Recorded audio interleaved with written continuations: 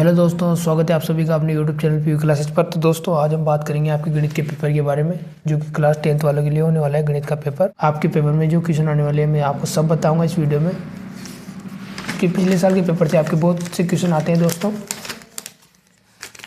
Video को अंत तक देखना। तो दोस्तों देखिए, पहला क्वेश्चन आपके पहला आता है खंड है। पहला क्वेश्चन देखिए, निम्न वस्तुनिष्ठ प्रश्नों के उत्तर का सही विकल्प चयन करके उत्तर पुस्तिका में लिखिए। ठीक है, तो आपको क्या करना है। पहला क्वेश्चन, 196 के अभाज्य गुणनखंडों की घातों का योगफल है। तो मतलब 196 के आपको क्या करना है, आपको ऐसे करना है दोस्तों। आपको अभाज्य गुणनखंड करना है 196 का, कर लिया, ये अभाज्य गुणनखंड हो गया। ठीक है, उसके बाद देखिए ये दो बार है, तो दो बार लिख दिए। 7 की घात कितनी है, 2 बार, और इन दोनों को जोड़ेंगे तो कितनी बात आएगी, 4 बार। 4 मतलब घातों का योगफल कितना होगा दोस्तों, 4 हो जाएगा। ठीक है, उसके बाद देखिए, यदि द्विघात समीकरण x² - kx + 4 बराबर 0 के मूल समान हो तो k का मान होगा। तो मूल समान कब होते हैं दोस्तों, देखिए, तो मूल समान k का मान ज्ञात करना है। तो मूल समान कब होगा, जब ये सूत्र लगाएंगे, मूल समान होगा तो ये सूत्र लगाएंगे दोस्तों। ठीक है, तो k का मान ज्ञात करना है हमको, तो ये सूत्र लगाएंगे b² - 4ac। ठीक है, तो यहाँ पर b, यहाँ पर देख लेंगे, a क्या है आपके 1। ठीक है, b क्या है आपके k, और c क्या है आपके 4। तो इस सूत्र के माध्यम से करेंगे तो आपके b², तो b का मान क्या है आपके k, b का मान क्या है आपके k, तो k का क्या, k का स्क्वायर कर देंगे, k का स्क्वायर हो गया। माइनस का k थे तो माइनस के k² -4 का 4, a का मान क्या है आपके 1। यहाँ 1 से x के, लेकिन यहाँ पे 1 मान लो आप, तो 1 हो जाएगा, 1 a का मान 1, c का मान क्या है 4। ठीक, बराबर 0। उसके बाद सोल्व करेंगे तो k का स्क्वायर तो प्लस में आ जाएगा, माइनस का प्लस में, सबको गुणा करेंगे, 4 × 16, माइनस के 16 बराबर 0, k² बराबर 16। k का अगर आप स्क्वायर निकालोगे इधर से तो इधर अंडर रूट आ जाएगा, अंडर रूट आएंगे तो 4, अब 16 के अंडर रूट कितने होते हैं, 4, तो +-4, तो आपको क्या हो जाएंगे, +-4 हो जाएंगे। ठीक है, उसके बाद देखिए दोस्तों, तीसरा क्वेश्चन, बिंदु 3, 4 की y x से दूरी होगी, क्या होगी। अगर दोस्तों ये है आपके x, ठीक है, ये तो है आपके x और ये है दोस्तों y।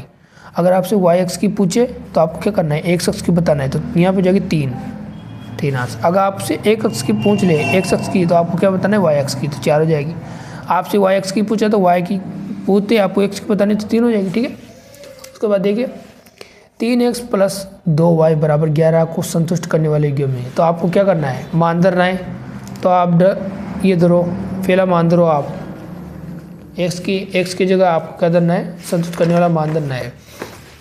तो हमने पहला विकल्प दिया धरा दोस्तों, तो क्या था, 1,4 विकल्प था। ठीक है, रख दिया, x के स्थान पर 1 रख दिया। ठीक है, 2y के स्थान पर 4 रख दिया, क्या हो गया, 11 हो गया, बराबर में 11 आ गए।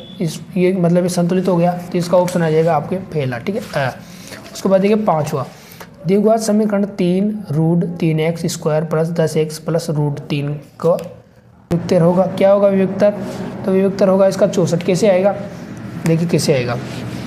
तो आपको क्या करना है, आपको सूत्र लगाना है किसका, वियुक्तर का। तो b² - 4ac, तो यहाँ पे देखिए b क्या है आपके, तो है आपके 10, b का मान क्या है आपके 10। ये देखो b का मान आपके 10 है, तो 10x²। ठीक है, -4 का 4, a का मान क्या है आपके 3√3। ठीक है, तो यहाँ पे a का मान धर दिया हमने। उसके अलावा आपके c का मान क्या है, √3। ये बट्टे में नहीं है दोस्तों, ये मान ही है, ये मान है आपके ये, तो √3। अब सोल्व करेंगे, 10 का स्क्वायर 100। ठीक है, उसके अलावा माइनस का 4 × रूट से, अब रूट अगर गुणा होंगे तो 3 हो जाएंगे। आप रूट को आप 3 को दोस्तों ऐसे भी लिख सकते हो, रूट × रूट, तो यहाँ पे 2 रूट थे, दोनों गुणा किए 3 हो जाएंगे। ठीक है, उसके अलावा इनको गुणा करेंगे, 1 4 2 3 12 36। ठीक है, 100 में घटाएंगे तो 64 आंसर आ जाएगा आपके। ठीक है, ऐसे आए आपके आंसर। उसके अलावा देखिए आपके छठा क्वेश्चन, यदि 18a b - समांतर श्रेणी में है तो a + b का मान होगा, तो a + b का मान होगा। तो दोस्तों देखिए कैसे होगा, ये हमने यहाँ उतार लिया, तो देखिए 18a1 हो गया, a हो गया आपके a2, b हो गया आपके a3, -3 हो गया आपके a4। ठीक है, अब ये क्या है, समांतर श्रेणी है। तो A2 माइनस A1 बराबर होता है A4 माइनस A3, ठीक है। तो आपको क्या करना है, A2 का मान क्या है आपके A, तो ये लिख दिया, A1 का मान 18 लिख दिया, ठीक है, माइनस उसके अलावा देखिए B का मान, उसके बाद देखिए A4 का मान आपके माइनस का 3, A3 का मान आपके B, माइनस का चिन्ह था माइनस लिख दिया। उसके अलावा इनको सोल्व करना है।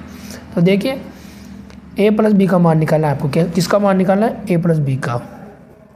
तो दोस्तों A और B, तो A तो प्लस का था, B इधर आया तो प्लस का हो गया, ठीक है। उसके बाद बराबर 3 माइनस का था, इधर का इधर ही। उसके बाद माइनस के 18 अगर इधर आएंगे तो ये प्लस में हो जाएगा, और अगर 18 में से 3 जाएंगे तो 15 आंसर। तो A प्लस बी का मान कितना हो जाएगा आपके 15, क्या हो जाएंगे 15 हो जाएंगे, ठीक है। उसके बाद देखिए आपके 7वां क्वेश्चन। तो 7वां क्वेश्चन क्या है आपके, 7वां क्वेश्चन है आपके 3 से 1 45, 3 से 1 45 डिग्री कोस 45 का मान क्या होगा, कोस 45 डिग्री का मान क्या होगा। तो देखिए मान धरना है 3 से 1 45, तो 3 से 1 सेक, तो 3 का 3, सेक 45 का मान होता है √2। उसके अलावा कोस 45 का मान होता है 1/2, 1/√2। तो रूट से रूट कट जाएगा तो कितना बचेगा, 3 और 1 बचेंगे, 3 × 1 होता है 3, आपके 3 आंसर आ जाएंगे, ठीक है, क्योंकि आपके तीसरा। उसके अलावा देखिए वृत्त की वह जीवा जिसकी लंबाई वृत्त की त्रिज्या से दोगुनी होती है। तो व्यास तो हो जाएगा व्यास, क्योंकि व्यास की आधी होती है दोस्तों त्रिज्या, व्यास की आधी क्या होती है त्रिज्या,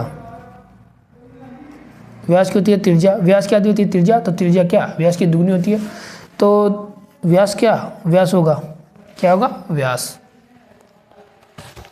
एक वृत्त की त्रिज्या 3.5 सेंटीमीटर है, तो वृत्त की परिधि होगी, क्या होगी दोस्तों, वृत्त की परिधि आपको पता है सूत्र, वृत्त की परिधि का 2πr, ठीक है, 2πr। तो 2 का मतलब 2, पाई का मतलब 22/7, और त्रिज्या क्या दी है आपको, त्रिज्या मतलब r क्या दिया आपको 3.5। तो 3.5 या पॉइंट हटाएंगे तो नीचे 0 लग जाएगी, क्यों, क्योंकि एक संख्या पीछे पॉइंट के बाद जितने अंक है वो 0 लग जाती है, ठीक है। 10 अब काट देंगे, 7 से काटेंगे 5 बार, ठीक है। उसके बाद सबको इंटू कर लेंगे, 5 2 10, 10 ही 22 से गुना करेंगे 220, और 10 नीचे बच रहे थे, काट दिया 22 आ जाएंगे। तो इसमें क्या आएगा आपके 22 आंसर, ठीक है, परिधि को क्या होगी 22। उसके अलावा देखिए घन का संपूर्ण पृष्ठीय क्षेत्रफल 486 वर्ग सेंटीमीटर, घन की भुजा का माप होगा, क्या होगा माप। तो आपको घन का सूत्र पता होगा दोस्तों, घन का संपूर्ण पृष्ठ का क्षेत्रफल होता है 6 × भुजा स्क्वायर, और दे भी रखा है कितना है पूरा, ये तो सूत्र हो गया, और पूरा संपूर्ण पृष्ठ कितने दे रखा है आपको, दे रखा है ये दे रखा है बराबर में, ठीक है। तो आपको क्या निकालनी भुजा, तो भुजा स्क्वायर 6 बटे में जाएंगे, कटेंगे कितनी बार 81 बार कट गए। उसके बाद आपको भुजा स्क्वायर निकालना है 81। अब भुजा निकालनी है तो ये स्क्वायर किधर जाएगा, रूट में चल जाएगा, तो रूट में जाते ही रूट कितना हो जाएगा 81 का 9, तो आपके 9 आंसर आ जाएगा दोस्तों। तो कितनी हो जाएगी घन की भुजा 9 सेंटीमीटर। उसके अलावा देखिए बंटन 3 5 7 4 2 1 4 3 और 4 का बहुलक है। तो बहुलक मतलब होता है बहुत, बहुलक मतलब होता है बहुत। तो इसमें बहुत बार क्या आ रहा है, 4 आ रहा है आपकी 1 बजी, 2 बार 4 आ गया, 3 बजी 4 आ गया। उसके अलावा कोई भी संख्या ऐसी नहीं है जो बार बार आ रही है, क्या 3 2 बार आए, उससे ज़्यादा बार नहीं आए, मतलब जो संख्या ज़्यादा बार आए वो आपके बहुलक हो जाएगी। 4 3 बार आ रहा तो 4 ही आपके बहुलक हो गया, ठीक है। ये सिंपल सा क्वेश्चन है दोस्तों। उसके बाद देखिए एक पासे को फेंकने पर 4 से बड़ा अंक आने की प्रायिकता। तो पहले देखो पासे में कितने अंक होते हैं दोस्तों, फिर पासे में कितने अंक होते हैं। तो देखिए दोस्तों 4 से बड़ा अंक आ गया, तो पासे में कितने अंक होते हैं, 6 अंक होते हैं, 6 अंक होते हैं, 1 2 3 4 5 6। तो 4 से बड़ा, तो 4 से बड़ा एक बार पासे को फेंकेंगे तो 5 और 6 आएंगे 4 से बड़ा। तो कितनी संभावना है, 2 अंक आएंगे संभावना, और कुल कितने अंक है 1 2 3 4 5 6, तो बटे में 1/3, ठीक है, ये हो जाएंगे आपके, ठीक है। उसके अलावा देखिए आपके खाली स्थान है, क्या है खाली स्थान 95 तथा 152 का महत्व यानी एचसीएफ निकालो। तो एचसीएफ कैसे निकालोगे, मैं बताता हूँ दोस्तों कैसे निकालोगे आप। तो एचसीएफ क्या, आपको दोनों के बाजू गुणनखंड निकालना है, ठीक है। तो पहले आप 95 में निकालो, फिर 152 में निकालो, निकाले हमने, ठीक है। अब इनके गुणनखंडों को यहाँ पे लिखो 5 × 19, यहाँ पे 2 2 × 2 × 19, ठीक है। अब आप देखो क्या कॉमन आ रहा है, यहाँ भी 19 कॉमन आ रहा है, यहाँ भी 19 कॉमन आ रहा है, तो एचसीएफ क्या होगा 19 हो जाएगा, ठीक है। उसके अलावा देखिए वृत्त पर स्थित एक बिंदु से स्पर्शरेखा खींची जा सकती है। जैसे मान लो ये वृत्त है, वृत्त में नहीं बोला दोस्तों, वृत्त पर बोला। तो वृत्त के ऊपर ये बिंदु है, यहाँ से कितनी स्पर्शरेखा खींचोगे आप, एक ही खींच सकते हो, तो एक ही आएगी। ठीक है, उसके बाद देखिए कोस स्क्वायर 45 का मान है, तो क्या है दोस्तों, कोस स्क्वायर 45 का मान आप जानते हो, कोस 45 का मान होता है 1/√2, लेकिन यह कोस स्क्वायर आ गया, क्या आ गया, कोस स्क्वायर, तो आपको स्क्वायर लगा देना है और क्या करना है। अब इसका अगर इसको सोल्व करेंगे हम तो दोस्तों ऐसे होगा ये, ठीक है। उसके अलावा एक ये रूट 2 बार है तो 2 से गुणा करेंगे, जैसे मान लो ये 2 स्क्वायर है तो आप इसको भी 2 से 2 × 2 करते हो ना, ऐसे हम ऐसे करेंगे। तो हमने 2 बार हल कर लिया इसको। आप क्या करेंगे, दोनों को गुणा करेंगे तो यहाँ 2 आ जाएंगे और यह एक को एक आ जाएगा, तो ये आंसर हो जाएगा आपका। ठीक है, उसके बाद देखिए वृत्त तथा उसकी स्पर्शरेखा के विनिष्ट बिंदु को क्या कहते हैं, ये वृत्त है और उसकी स्पर्शरेखा है, और ये बिंदु, इस बिंदु की बात चल रही है, क्या कहलाएगा, स्पर्श बिंदु। स्पर्श बिंदु क्या कहलाता है, ये स्पर्श बिंदु कहलाता है दोस्तों, क्या कहलाता है, स्पर्श बिंदु। तो इसका उत्तर हो जाएगा स्पर्श बिंदु। यदि 5, 7, 9 x का समांतर माध्य 9 हो तो x का मान ज्ञात कीजिए। तो क्या कुछ नहीं करना दोस्तों, माध्य समांतर माध्य ज्ञात करना है तो क्या करना है, पूरी संख्या को जोड़ दो, 5, 7, 9 x इनको जोड़ दिया। अब कितने, 1, 2, 3, 4, पूरी संख्या कितनी है, 4, तो 4 बट्टे में लिख दिए, और इसका माध्य कितना था, 9 बराबर 9, तो जोड़ेंगे तो कितना हो जाएंगे, 21 + x बटे में 4 बराबर 9, है ना। अब 21 + x, अगर 4 इधर जाएगा तो गुणा में जाएगा, तो 9 × 4 = 36, यहाँ 36 आ गए। इसके अलावा 21 + x, अब x का मान ज्ञात करना है तो 21 इधर जाएंगे तो माइनस को जाएंगे, घटाएंगे तो 15 आंसर क्या आ जाएगा, 15। तो इसमें क्या आएगा, इसमें आएगा आपके 15 आंसर। ठीक है, उसके बाद देखिए 2 पासों को एक साथ फेंकने पर अंकों का योग 7 आने की प्रायिकता। तो 2 पासों को एक साथ फेंक रहे हैं दोस्तों, तो 2 पासे हैं, कितने, 2 पासे हैं। एक पासे को फेंकेंगे तो 1, 2, 3, 4, 5, एक पासे में 6 अंक होते हैं। ठीक है, इसमें भी 6 अंक होंगे। अब क्या 7 कब आएंगे, जब 1 और 6 जुड़ेंगे तो 7 आएंगे। उसके बाद 2 और 5 जुड़ेंगे जब 7 आएंगे, 3 या 4 जुड़ेंगे सब 7 आएंगे। तो कितनी श्रृंखला बन रही है, कितनी बार श्रृंखला बन रही है, 6 श्रृंखला बन रही है। कैसे, दोनों को मिलाओ 1, इनको मिलाओ 2, इनको मिलाओ 3, ऐसे 3 नीचे बन जाएंगे 6, कुल कितने अंक हो जाएंगे, 36। क्यों, क्योंकि 2 पासे हैं। अब पासे में, एक पासे में कितने अंक होते हैं दोस्तों, 6 अंक होते हैं, लेकिन 6 अगर कुल अंक कितने हैं, पूरे कुल गणो आप, 1 से लगा के 2 पासों में गणो, 1 फिर 2 जोड़ोगे तो 3, फिर 3 जोड़ोगे तो 5, ऐसे जोड़ोगे तो 36 अंक आएंगे, और उनको काटेंगे तो 1/6 आंसर। ठीक है, उसके बाद देखिए के किस मान पर समीकरण युग्म, के किस मान पर समीकरण युग्म 3x - 2y तथा kx + 5y 0 के अनंत होंगे। तो दोस्तों ये आपको करना है, देख लेना, यूट्यूब पे आपको वीडियो मिल जाएगी दोस्तों। अगर मैं इसका उत्तर बताने लग जाऊंगा तो वीडियो बहुत बड़ी हो जाएगी दोस्तों, तो ये क्वेश्चन भी आपको करना है। उसके अलावा द्विघात समीकरण x² + bx + c 0 मूल पर ज्ञात करने के लिए श्रीधराचार्य सूत्र तो मैं आपको बता देता हूँ। चलो, श्रीधराचार्य सूत्र आपकी ये है, -b ± √b² - 4ac/2 है। ठीक, ये आपको लिखना है। देखो सूत्र भी पूछ लेते हैं कई बार, आपको सूत्र रट के जाना है ये। इसके अलावा देखिए किसी समांतर श्रेणी AP का प्रथम पद A अनुसार मतलब D हो तो पांचों पद क्या होगा। तो पहले देखो आपके क्या पूछा, पांचों पद, तो A5 पूछा आपसे, तो A5 क्या होगा, A + 4D। इसके अलावा देखिए दोस्तों समरूप आकृतियों को परिभाषित कीजिए। क्या करना है, समरूप आकृतियाँ किसे कहते हैं, जिनका माप तो अलग अलग हो, मतलब माप कम ज़्यादा हो सकता है लेकिन आकार एक ही हो। जैसे ये वृत्त है तो वृत्त, ये भी वृत्त है लेकिन ये क्या है, ये 2 सेंटीमीटर का है, ये 1 सेंटीमीटर का है, मतलब माप तो अलग हो, माप तो अलग अलग छोटा बड़ा हो सकता है, लेकिन एक से आकृतियाँ हो क्या, समान आकृतियाँ। समरूप मतलब समान आकृतियाँ। ठीक है, मतलब आपकी त्रिकोणमिति बहुत इंपॉर्टेंट प्रश्न आवली। क्या, त्रिकोणमिति, क्यों, क्योंकि आपके देखो थीटा वाले क्वेश्चन बहुत आ रहे हैं। जैसे मान लो 2 tan थीटा, ये थीटा वाले क्वेश्चन बहुत आ रहे हैं, तो आपको क्या करना है, त्रिकोणमिति को बहुत ही ज़्यादा आपको क्या करना है, कंप्लीट करना है। आपको त्रिकोणमिति को कंप्लीट करना है कैसे भी करके, क्योंकि आपके बहुत क्वेश्चन आ रहे हैं। कमजोर से कमजोर छात्र की बात कर रहा हूँ, अगर त्रिकोणमिति आपने कंप्लीट कर ली तो आपके बहुत से क्वेश्चन सही हो जाएंगे। उसके बाद देखिए वापिस आ गया थीटा वाला क्वेश्चन, √1 - cos² थीटा का मान 60 पर ज्ञात कीजिए। ये लो, ये आपके थीटा का मान, ये भी आपको करना है दोस्तों। मैं आपको बता देता लेकिन वीडियो बहुत लंबी हो जाएगी, इसलिए आप या तो गूगल पे जाके देख लेना इन क्वेश्चनों को, या फिर मैं आपकी एक और वीडियो डाल दूंगा उस पर देख लेना, पार्ट 2 भेज दूंगा, ठीक है। इसके अलावा देखिए 10 मीटर ऊंची मीनार के शिखर से पृथ्वी पर एक बिंदु का अवनमन कोण 30 डिग्री है।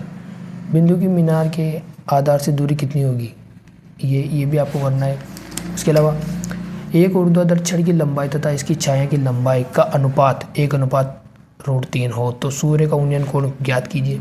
ये देखो उन्नयन कोण, ये थीटा वाले क्वेश्चन आ रहे हैं, देखो थीटा वाले क्वेश्चन है आपके।